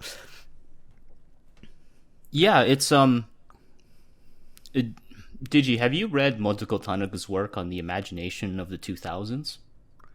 It's safe to bet I have not read anything. Okay. You can stop at have you read if it's not fiction. Well, first off, I think you should definitely read it. It's not dense. It's not a dense work. I'm more than happy to tweet out the link to you. It's publicly available. Essentially, it's really fascinating, sort of, the idea of iyashike compared to sort of what we would call nichijoke, because nichijoke has different social markers than iyashike, because arguably one of the main reasons why iyashike became so popular was during the healing boom of the late 90s, which was as a result of the Om Shinrikyo attacks in 1995. And so it's very much sort of a Japanese post 9/11 text. Yeah, I've seen there was a great this wasn't based on any kind of academic research or anything, but this anime blogger who sadly doesn't his blog is gone now, but he was called 2D Kaleidoscope, had written about Yokohama Kaidashi Kiko and how that show, which takes place in a post-apocalypse Japan, and the attitude of it is just to fade away. Yep. Like it's like humans are just going like, well, there's nothing we can do, shikata ga nai, and they're just kind of biding their time until they all die out. And like that's kind of the nature of Yashike. It's this weird apocalyptic kind of feel to it. But you're just supposed to chill out and wait for the inevitable end, I guess. Yashike is dark. Oh yeah, absolutely. It's secretly very dark. It's because it's kind of a genre about wasting your time, not really being in search of anything. It's like Zen. You're just meant to exist with these characters in this world, you know. Yeah, it's a very interesting sort of subsection with very fascinating historical markers Origins. devoted to it. Yeah, it's very, very interesting. I'd never heard the term Nichijoke until I joined this call and you were talking about it, but I understood what it meant immediately. So, yeah, I like it as a term. Like I was like, oh yeah, thank God there's a word for it other than slice of life, which is so fucking like I would consider like Cowboy Bebop a slice of life show. You know, like each episode is just a slice of these characters' lives, but like Nichijoke has a much clearer definition to me of like, oh yeah, if it's just a show about literally what would be the everyday life of a normal person, you know. Yeah, it's well, that's sort of like, that's sort of one of the reasons why it's sort of useful to use these terms that can seem at first pretty alienating, but they hit on very specific things, and they're very good shorthands for hitting on those things. Because Nichijoke, I believe, was originally coined by Kinema Junpo, and that was the basic idea of a Nichijoke show was, it's a show entirely on foreground. It has virtually no romance, and the whole point of of a Nichijoke show is that it's not supposed to quote unquote get anywhere. It's mainly supposed to emphasize the existence of this everyday that keeps on going. Yeah.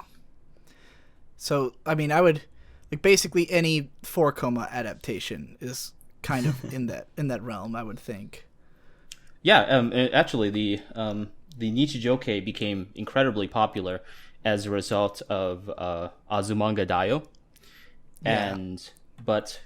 So I don't know. You might enjoy this tidbit, Digi, but Nichijoke is treated very seriously, pretty seriously. It's also called Kukike, if anybody is interested. It just means atmosphere type. Yeah. But Nichijoke are treated actually very seriously in Japanese cultural studies because of how influential Lucky Star and K-On! Were. Yeah, K-On! I really wish...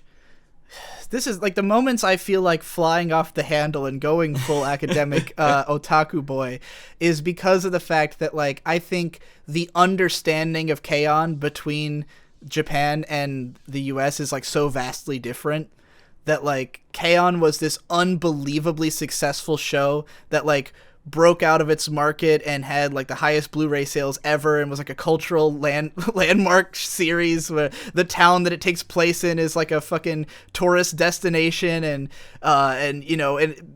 famous anime directors will say it's their favorite anime. Like the guy who directed, I think, Black Lagoon, he had an AMA on Reddit once and they're like, what's your favorite anime? And he's like, K-On! And I'm like, this guy gets it, like it's launches the career of Yamada Naoko, seen as like one of the greatest up and coming Japanese directors. But because of what it is and what the Western anime fandom is by and large about, it just is not seen that way. Here it's like a controversial show where you have to like I have to play defense for this show that by all rights should be thought of as a classic. It's like if I had to argue why The Godfather is good, like everyone should like, even if you don't like The Godfather, there's this overall understanding that it's considered a classic and that there's like a certain respect for it. And K-On! Has not gotten that when I think it deserves it. It's a show that like that should be regarded as like, let's study this the same way we do Akira and Cowboy Bebop and Ghost in the Shell, you know. But it's not the aesthetic that got us into anime here in the West. Even in the scant academic reading that I've done, K-On! Has showed up because it does have that weight to it. I think part of it is a time and place thing in terms of the West. In the Moe Manifesto, they note that I think in 2009 there was, in I believe Otaku USA, a big series of pieces on Moe, and so you had people like Daryl Surratt, sort of the old school sci-fi mecha-based anime fans airing their gripes with Moe. Yeah, I can't I can't imagine trying to listen to Daryl Surratt talk about Moe, and I know him. I mean, I've never talked to him or anything, but like he's been around forever, longtime anime writer, and this is a guy who's mostly been about hyper masculine shows. I believe he's the one who runs the best anime deaths panels at Otakon every year. Like, he's a guy who's known for his machismo taste and running Anime World Order, which was, I believe, pretty staunchly anti-Moe back in the day. So like, yeah, it's hard to like think these were the premier anime writers of 2009, and what is their take on Moe? Like, right. I don't know if I want to hear that that take on Moe. 2009 was sort of the tail end of that era of the initial critics of anime before you got kind of a new wave. YouTubers are obviously fairly prominent now, some of them, and so you still had a generation running things who grew up on Bebop and Akira and Mecha, who just are predisposed towards not appreciating Moe. I mean, having been in the Western fandom since, you know, I was around when K-On! Came out, and it was so like even the reception of it now versus back then is so vastly different, because K-On! Was just shat on when it came out. Like, it was absolutely reviled in the circles I was a part of. Like, people were really shitting on it all the time. And I mean, part of that's because season 1, you didn't really see where it was gonna be, you know, what it was gonna become in the long run. But like, the mere idea that K-On! Had a plot was something that like me and my friend Ghost Lightning were arguing for. Like, he had a post called like a plot to put a plot in K-On!, and it seemed like a massively novel idea.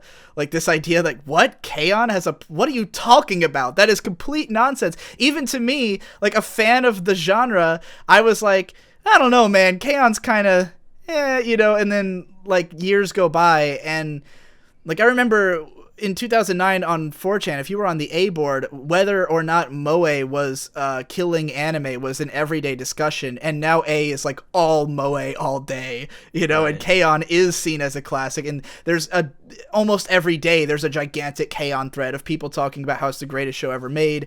You know, this idea that K-On! Might be one of the best anime ever has really proliferated.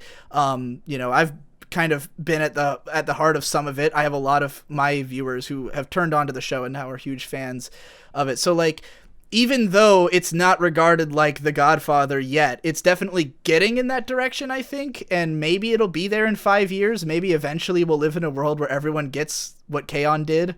But yeah, it was really like a hard battle getting there. Do you think this that fandom. Part of K-On!'s big backlash in the West, as opposed to any other cute girls show, was its popularity in Japan? Like, was there something that it was a reaction to? I think it was because it was Kyoto Animation. Okay. And because Kyoto Animation was kind of seen as like the face of Moe because of, I mean, Haruhi was a really big deal. Then Lucky Star was a really big deal because of Haruhi being a big deal. And Lucky Star had, you know, this fervent, like, I really started seeing the anti-Moe thing around when that show came out, and it became like, it was funny because a lot of people were accusing Lucky Star of just being the same thing as Haruhi, which is funny because they're not really that much alike. And then when K-On! Came out, it was, this is just Lucky Star again. Kyoto Animation are just doing the same thing over and over again. And that's sort of the tenor of the conversation, that like, because it was KyoAni and their shows had been successful, there was more attention paid to K-On! Than, say, Hyako, which came out the same season. And it's like the same kind of show, but no one talked about it. I know in 2007, this is went over in the Moe Manifesto as well, there were Moe marches. They had a long title for it was the Moe something coalition, and they would march through Akihabara, a lot of them cosplaying as like Haruhi, and clashing with the anti-Moe forces in Akihabara. That sounds epic. So a battle of sorts played itself out between the Moe and anti-Moe factions of the anime fandom around 2007. Yep. Yeah, I mean, I was a pretty staunchly pro Moe guy, especially because I was like an anti-plot guy back then. I like was arguing that plot didn't matter at all, and it was all just about characters and stuff like that. So yeah, I think the tenor of conversation was just a lot different back then. Like, we were kind of on a different analytical wavelength from where we are now, because it was so much more about like taste and who has good taste and what does, like, am I a bad person for liking this show, you know, which I mean is still a part of the anime community, but like it's backgrounded now, I think, to more analytical conversations, thankfully. God, we have been rambling for a while, and I don't remember why we're on this tangent. Was there another term? Oh, yeah. So here's another term or a series of terms that I think is interesting to talk about, because similarly to the idol thing, there's a culture around this, but some of its terms have kind of leaked out and are maybe being misused, which is boys love and yaoi and stuff like that, and that culture. Because every time I make any mention of any show of that nature and I use the wrong terms, someone will show up on my video and explain to me a whole load of terms I've never heard of that I'm just completely lost about, and I have to think, you know, this subculture runs so deep that for me, like, when I talk about, like, let's say the movie Dokyusei, which I really loved, I thought it was a great anime movie. I don't know anything about it in the context of boys love fandom, but I know it means something very different to them than what it means to me, and that there's a whole lot of terms that they would ascribe to this movie that I would never have heard of, you know. Do either of you know much about this culture and its subset of terms? Well, boys love is really vast, so we'd have to sort of hone in on very specific things. It is equally vast and complex as otaku, which, you know, a lot of people, when they talk about otaku, they sort of they miss the dominantly female side, which is, you know, the fujoshi. Yeah. And I think that's because it's odd, because when I use like, if I say, you know, if I talk about a BL show, then someone comes in and hits me with all these terms, what it makes me think is, where the hell is this discussion happening? You know, like, I suddenly hear 50 terms I've never heard of, and I'm like, well, clearly people are talking about all these terms somewhere. Is there just like an other girl's side of the internet that I just am not privy to? What's That's going where they on were hiding here? all this time. Yeah. Well, it happens it's kind of like with like Tumblr culture, where Tumblr has developed so many words for so many different things, and then they kind of expect the rest of the world to acquiesce to it, and we're just like, I'm not even a part of this conversation. What are you talking about? Where have you come up with all these terms that I'm expected to know, apparently? And I feel similarly about BL, where I'll, you know, accidentally describe something as yaoi that is not, and I'm not even going to, I think I know what yaoi is supposed to mean, but I'm not going to say because I could be wrong. So, like, I can't, like, I mean, I just use the term because I've been in the anime fandom for 15 years, and I remember back when you walked around at anime conventions with something called a yaoi paddle and smacked people with it, and, like, it just meant guys love each other, you know, or have sex. That the distinction between yaoi and boys love, or between that and shonen ai, which I believe is the same thing as boys love, but then again, maybe I'm wrong. You know, and then fudanshi, sort of a newer term, I think. The difference between a fujoshi and something else, the difference between fujoshi-oriented manga and just gay-oriented manga, which someone pointed out to me that those are two different cultures, which I totally believe, and I can see it easily, though I haven't seen any gay manga because I don't think any of it's really been adapted to anime. So, like, yeah, there's just so much going on there that it's like, somehow it makes sense to the people who are a part of it, but outside of it, no one knows what's going on there. And I'm like, we definitely need a YouTuber who's a part of this to explain all this shit, because I'm completely lost. Yeah, I think there's very little of it that gets adapted into anime, and very little of the manga that gets translated and brought over to the West. And so that's sort of where you get that gap. It's the people who are reading the manga scanslations who are really in this culture, and there's just not much of it present for the rest of us who exist outside of that.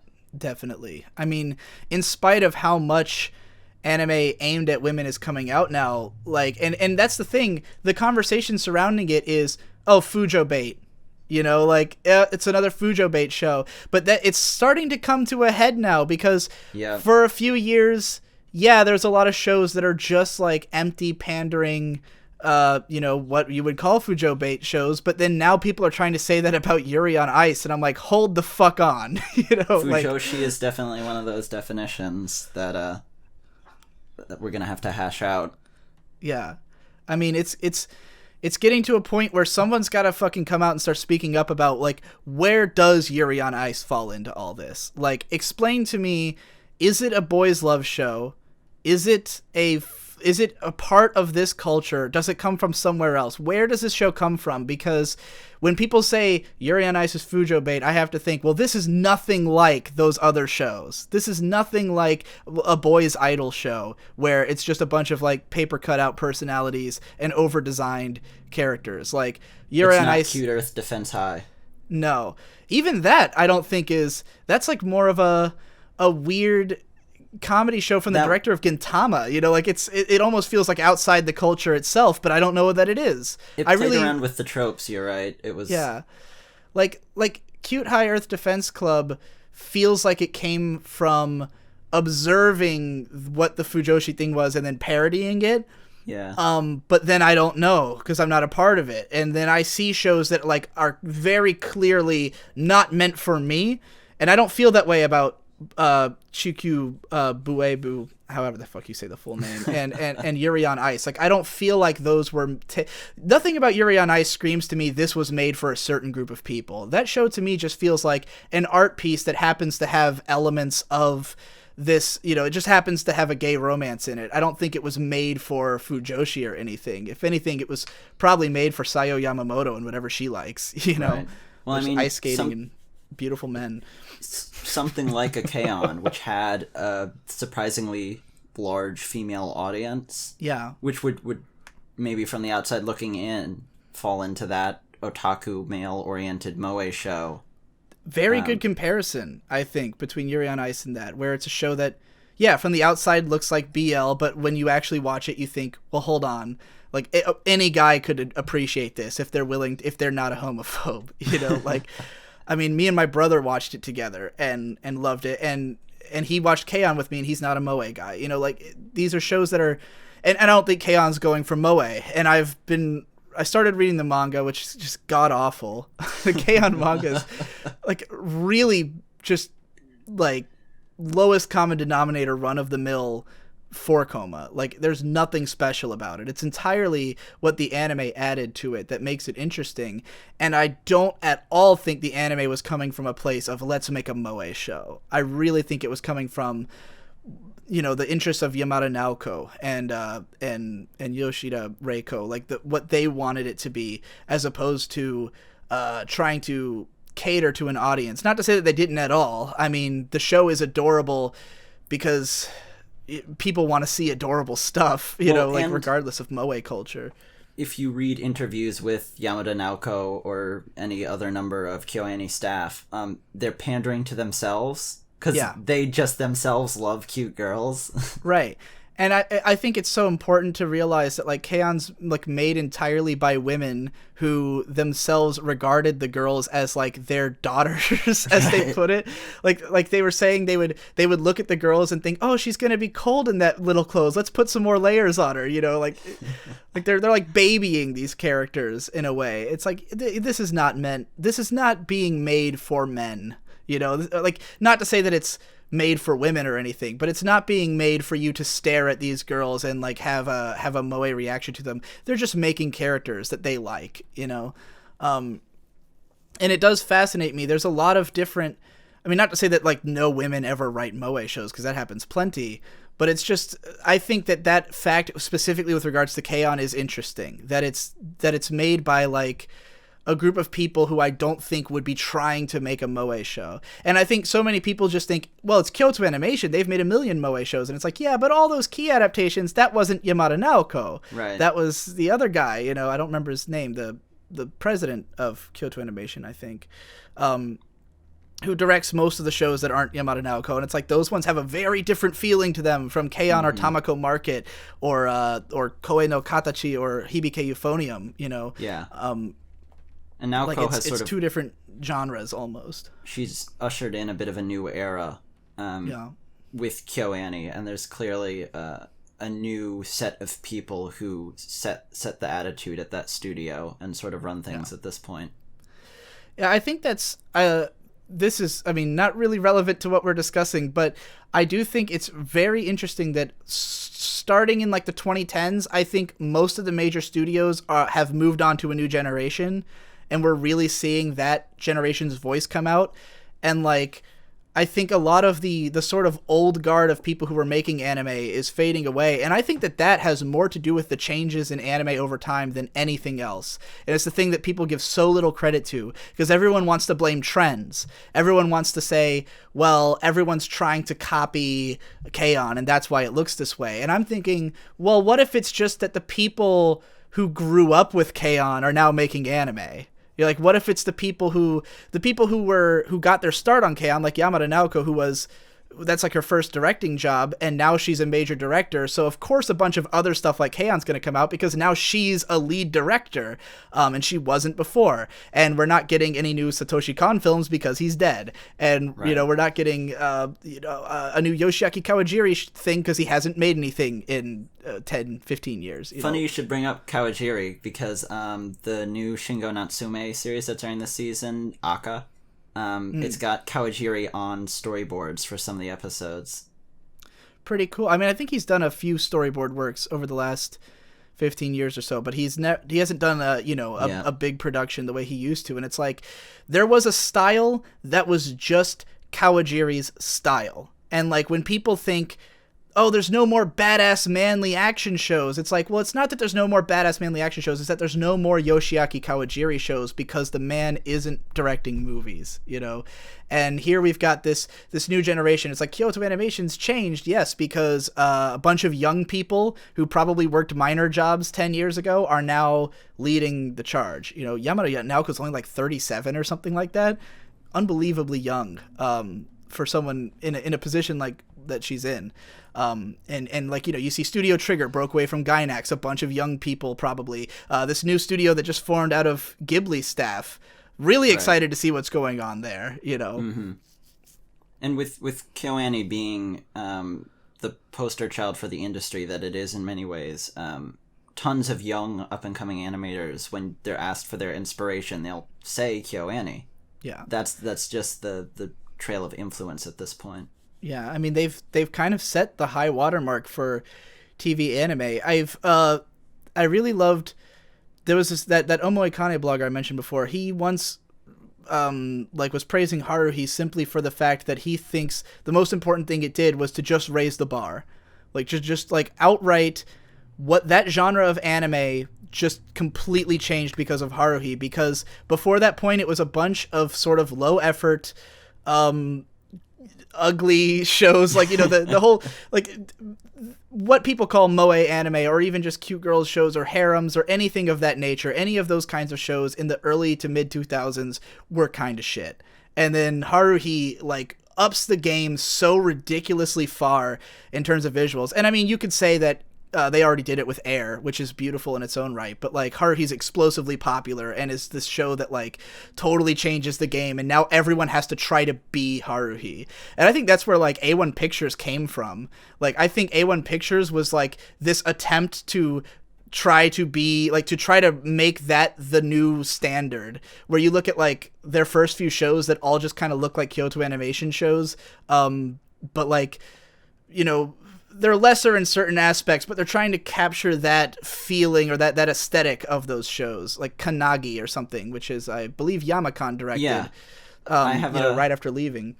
I have a video coming out that sort of traces a bit of the lineage of the flight from KyoAni and Gainax, when Yamakan left KyoAni and when Gainax broke up a bit. But A1 Pictures, a lot of their early staff that they took on is from those two studios, and that's where you get a lot of the talent.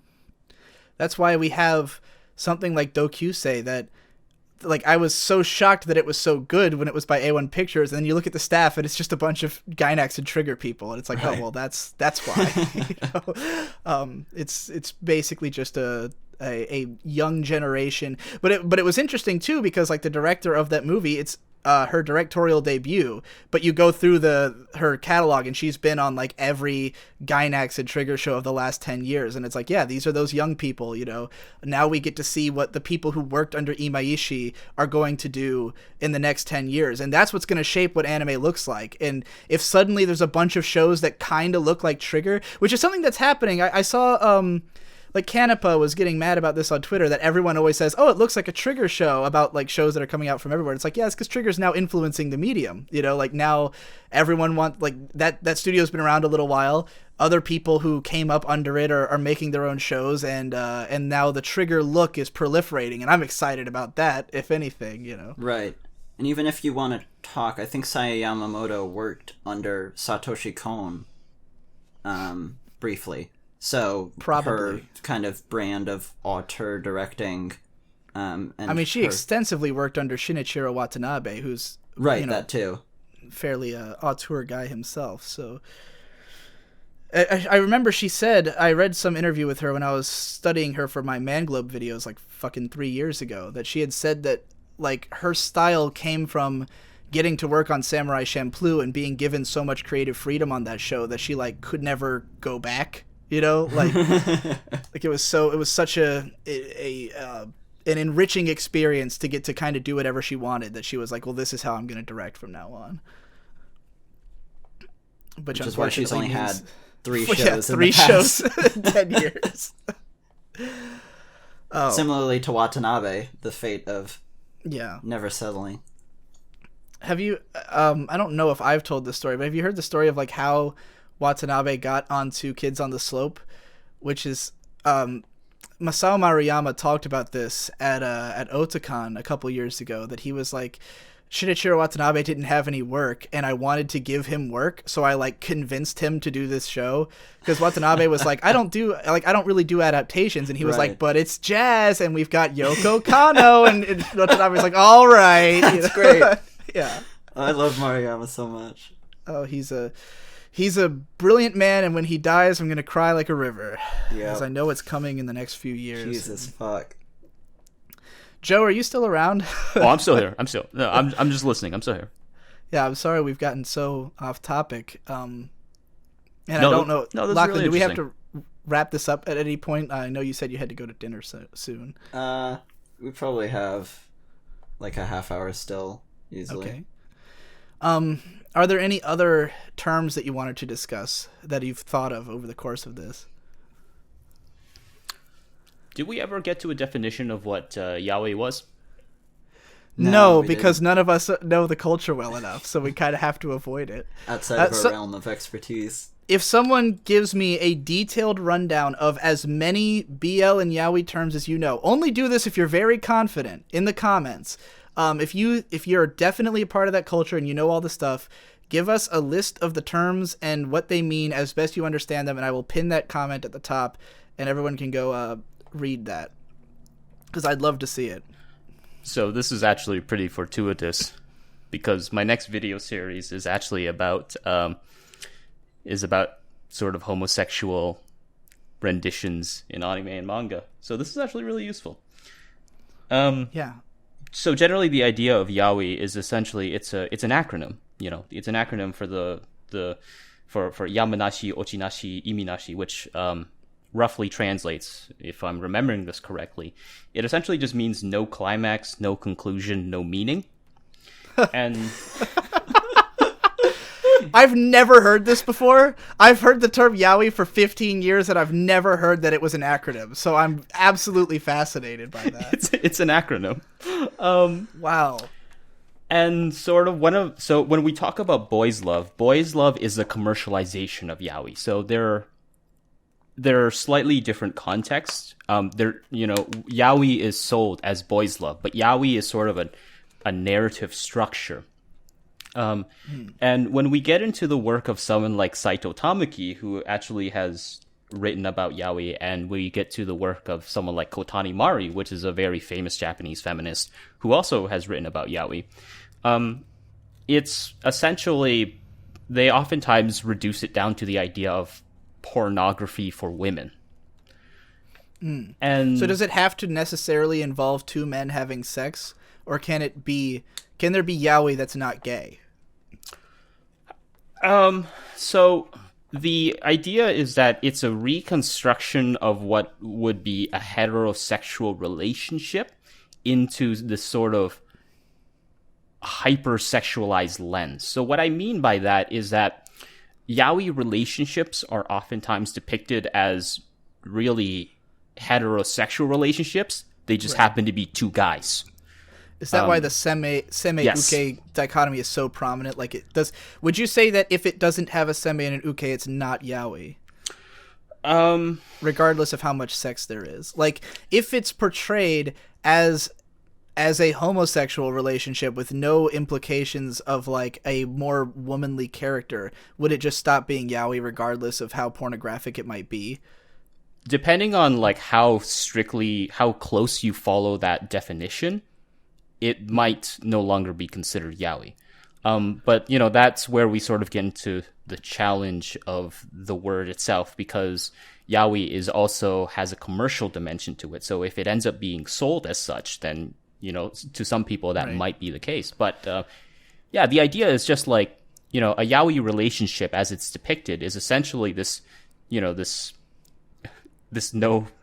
no conclusion relationship that is essentially what we would think to be this heterosexual relationship. It's just the characters just happen to be two dudes. Right.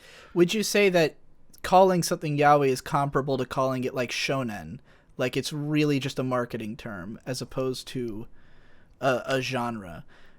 Oh, absolutely.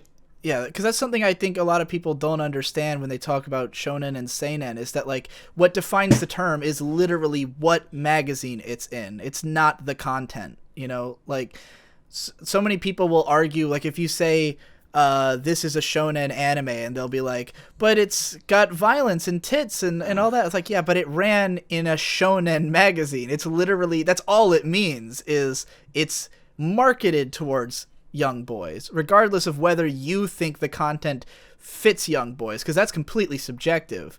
But there is definitely the objective fact that whether they succeeded or not, they were marketing it to that audience, That was an extended thread on the Reddit, wasn't it? On one of the posts. Was it? I think I was arguing back and forth with someone. They said that Death Note wasn't a shonen, even though it ran in Shonen Jump, because it's dark. Yeah. Although I think it actually ran in something called Shonen Jump Advanced. Jump Advanced, yeah. Yeah, which is like, I guess, slightly old. It's still for young boys, Yeah. Yeah. I mean, you're not going to tell me that Death Note is aimed at adults, because it is incredibly basic and easy to understand.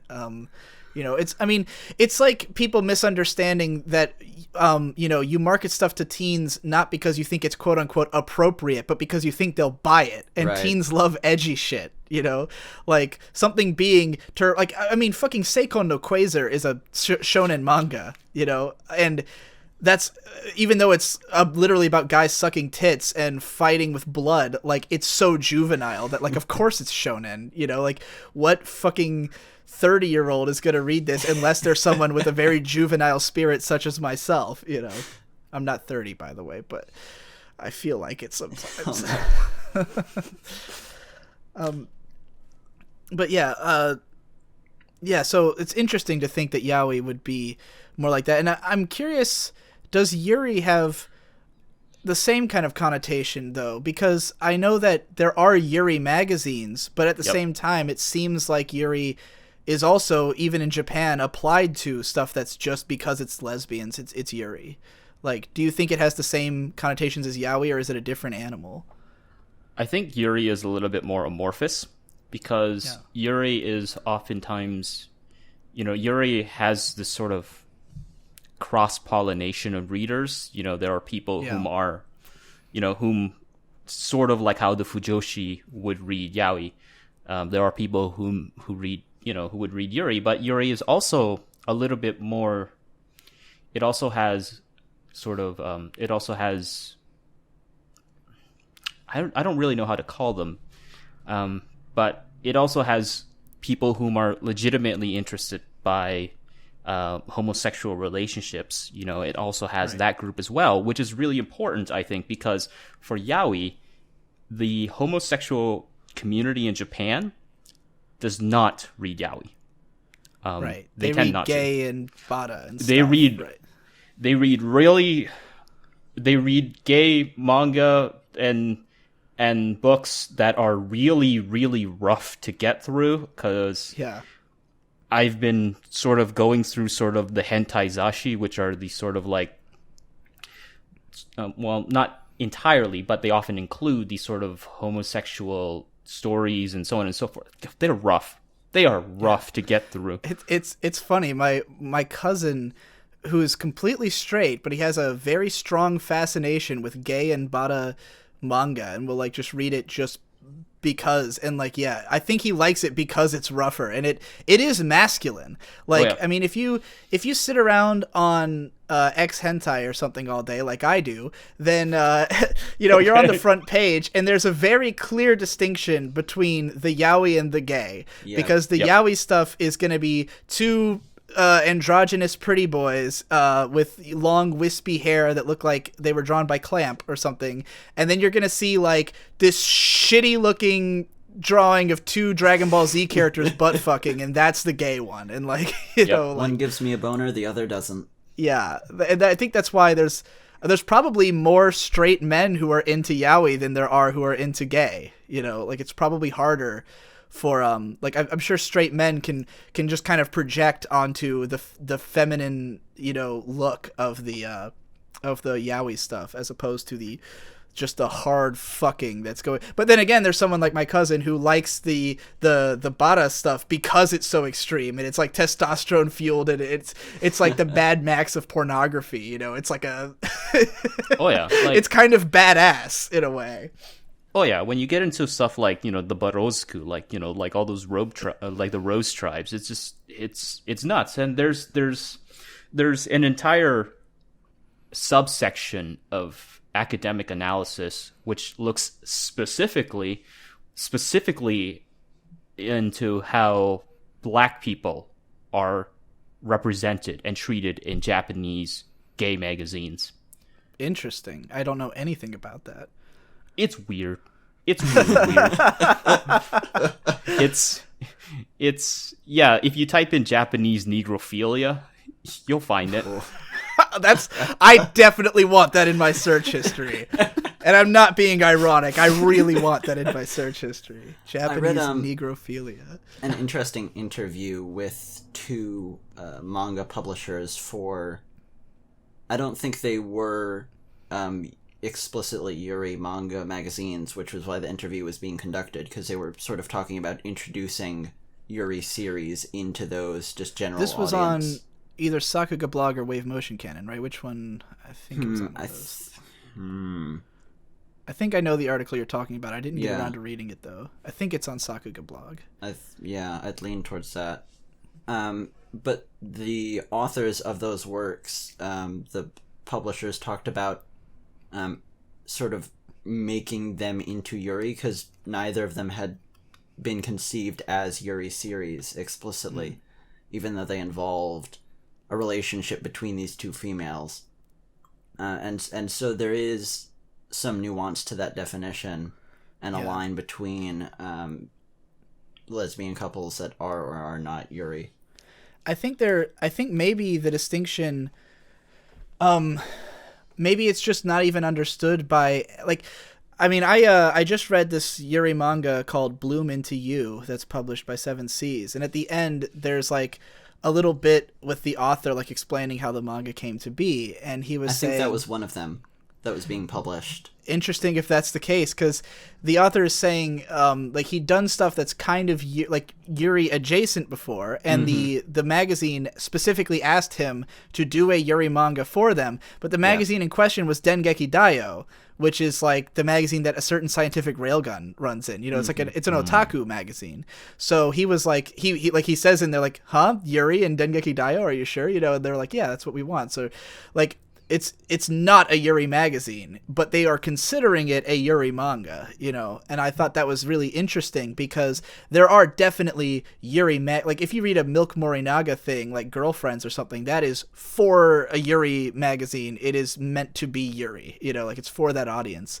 But I'm wondering if Yuri fans would see something like Bloom Into You and consider it Yuri, even though it's not in that magazine, or like, you know, is Yuri more broadly defined than yaoi? And you know, I mean, I feel like this question is probably on the same thing that Yuri fans are talking about, because I also kind of feel like I am like a Yuri guy. Like right. maybe I actually have the most understanding of this because I have been a long time follower of Yuri, and I totally get all the different types of it, and I'm looking at it and going, how would I define Yuri? And maybe I'm in the same position as most of the the Yuri fans or something.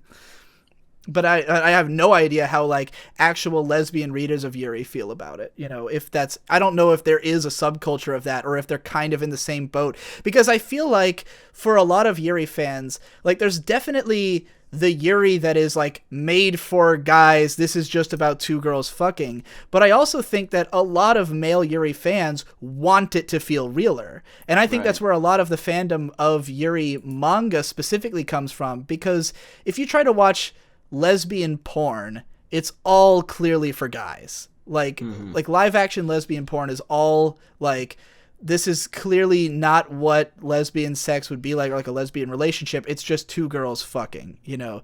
Whereas with Yuri, there's more of this illusion that like these are actually gay characters who are actually having a relationship. And I think that there's a lot of guys who just like want that. They want a sincere lesbian thing, not even in a sexual way, you know? And so I do think that there's maybe more overlap between what lesbian women want and what Yuri fans want than there is between gay and yaoi culture, you know? So maybe that's why there's less of a distinction. Maybe. At least speaking personally, that's kind of what I look for. Like, you know, I don't like Yuri for like the sexual reason. I just like seeing girls being in love, you know, and if anything, I have way more respect for Yuri when it does feel real. So I guess I'm speaking as a part of the community there. That's my take on it, but I'd like to hear other perspectives. There's a really interesting autobiographical manga, The Private Report on My Lesbian Experience with Loneliness. Yes. I only read the first chapter of that so far, but it seemed kind of, I mean, it seemed interesting, but it's also very like dryly. It's like a Tumblr comic about like that. It's that level of like, this is just literally about my life and how fucking depressed I am. You know.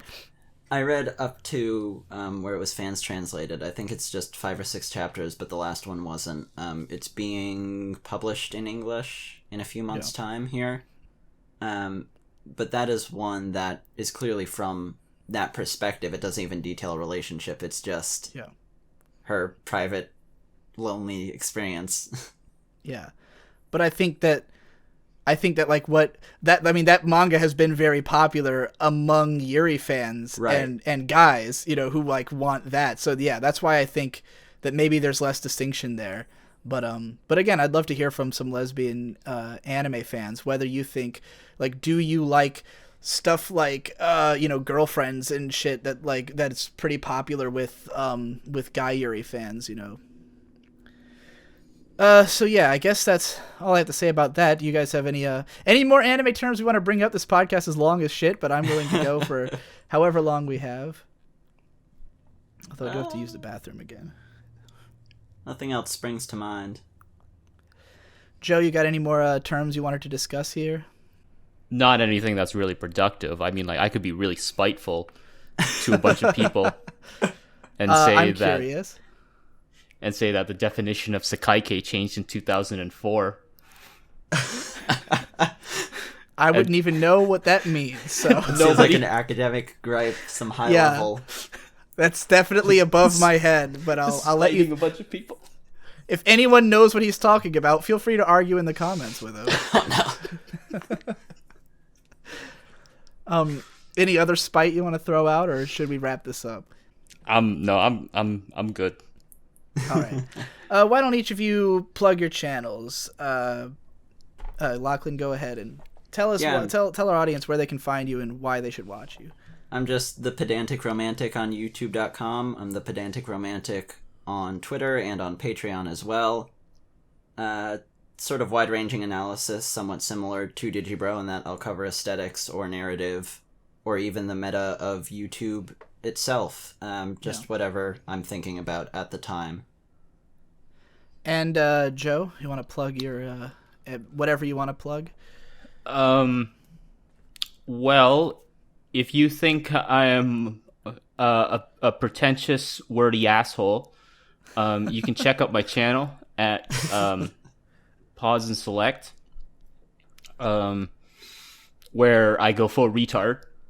So by full retard, he means like way more intelligent than anything else you are ever going to see on YouTube. That is his definition of full retard. Oh no, I go full retard. And I go full Gotta check retard. out his sandwich review. Wait, I have a sandwich review? Oh no, was it a ramen review? Oh, the ramen video. So no, yeah, don't check that out. No. Pause and Select, a great place to go for highly academic writing about anime, and very well edited videos, I might add. Oh yeah. So yeah, thanks again for watching, everybody. I had a great time with this discussion. I think we broke a lot of interesting ground, and hopefully this will help people. Hopefully people will get where we're coming from. I think we did a pretty good job explaining what the hell we were talking about, and maybe this will help more people to get interested in these terms and make it so I can use them more freely in videos and not have to explain myself for 20 hours every time. So yeah, thanks again for watching, and I'll see you in the next one.